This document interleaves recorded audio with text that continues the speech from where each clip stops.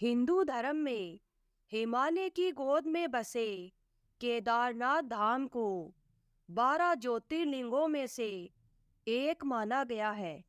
हिंदू पुराणों में साल के करीब 6 महीने हमसे आच्छादित रहने वाले इस पवित्र धाम को भगवान शिव जी का निवास स्थल बताया जाता है। ऐसा माना जाता है कि यहाँ भगवान शिव जी त्रिकोण शिवलिंग के रूप में हर समय विराजमान रहते हैं। वैसे तो पौराणिक ग्रंथों में इस धाम से जुड़ी कथाओं का वर्णन मिलता है, लेकिन आज हम आपको महाभारत में इस धाम से जुड़ी एक कथा के बारे में बताने जा रहे हैं, जिसमें बताया गया है कि यहाँ पांडवों को भगवान शिव जी ने साक्षात दर्शन दिए थे, जिसके बाद पांडवों ने यहाँ इस धाम को स्थापित किया था। तो आइए मिलकर जानते हैं केदारनाथ से जुड़ी इस रोचक कथा के बारे में। ग्रंथों में वर्णित कथा के अनुसार महाभारत युद्ध में विजय के पश्चात पांडवों में सबसे बड़े युधिष्ठिर का हस्तिनापुर के राजा के रूप में राज्याभिषेक किया गया। उसके बाद करीब 4 दशक तक युधिष्ठिर ने हस्तिनापुर पर राज किया। इसी दौरान एक दिन पांचों पांडव भगवान श्री कृष्ण जी के साथ बैठकर महाभारत युद्ध की समीक्षा कर रहे थे। समीक्षा में पांडवों ने भगवान श्री कृष्ण जी से कहा, हे नारायण, हम सभी भाइयों पर ब्रह्म हत्या के साथ अपने भाई बंधुओं की हत्या का भी कलंक है। इस कलंक को कैसे दूर किया जाए? तब भगवान श्री कृष्ण जी ने पांडवों से कहा कि यह सच है कि युद्ध में भले ही जीत तुम्हारी हुई, लेकिन तुम लोग गुरु और अपने भाई बंधुओं को मारने के कारण पाप के बागी बन गए हो। इन पापों के कारण मुक्ति मिलना असंभव है, पर हाँ, इन पापों से सिर्फ महादेव ही मुक्ति दिला सकते हैं। इसलिए महादेव की शरण में जाओ। उसके बाद भगवान श्री कृष्ण जी द्वारका लौट गए और पांडव अपने पापों से मुक्ति के लिए चिंतित रहने लगे और मन ही मन सोचते रहे कि कब राजपाट को त्याग कर भगवान शिव जी की शरण में जाएं।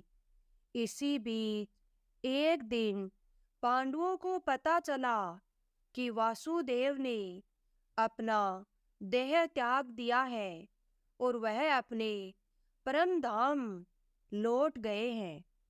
यह सुनकर पांडवों को भी पृथ्वी पर रहना उचित नहीं लग रहा था। गुरु, पितामह और सखा सभी तो युद्ध भूमि में ही पीछे छूट गए थे। माता, ज्येष्ठ पिता, काका भी वनगमन कर चुके थे। सदा के सहायक भगवान श्री कृष्ण जी भी नहीं रहे। ऐसे में पांडवों ने राज्य परीक्षित को सौंप दिया और द्रौपदी समेत हस्तिनापुर छोड़कर भगवान शिव जी की तलाश में निकल पड़े। हस्तिनापुर से निकलने के बाद पांचों भाई और द्रौपदी भगवान शिव जी के दर्शन के लिए सबसे पहले काशी पहुँचे, पर वे उन्हें वहाँ नहीं मिले। उसके बाद उन लोगों ने कई और जगहों पर भगवान शिव जी को खोजने का प्रयास किया, परंतु जहाँ कहीं भी ये लोग जाते भगवान शिव जी वहां से चले जाते। इस क्रम में पांचों पांडव और द्रौपदी एक दिन भगवान शिव जी को खोजते हुए हिमालय तक आ पहुंचे।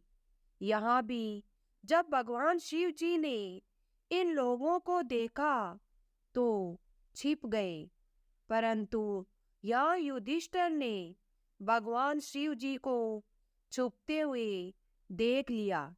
तब युधिष्ठिर ने भगवान शिव जी से कहा, हे प्रभु, आप कितना भी छिप जाएं, लेकिन हम आपके दर्शन किए बिना यहाँ से नहीं जाएंगे।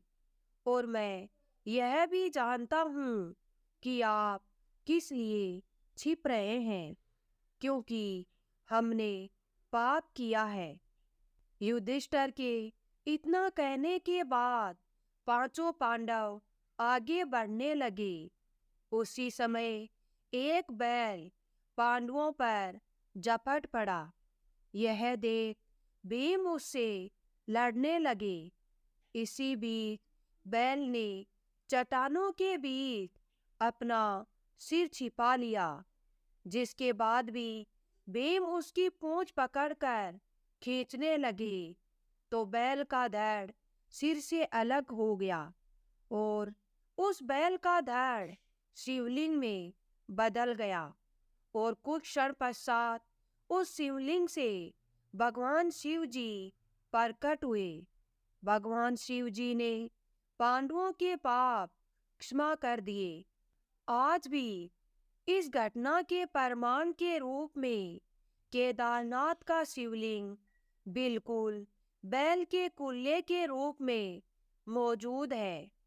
भगवान शिव जी को अपने सामने साक्षात देख पांडवों ने उन्हें प्रणाम किया और उसके बाद भगवान शिव जी ने पांडवों को स्वर्ग का मार्ग बताया और अंतर्ध्यान हो गए।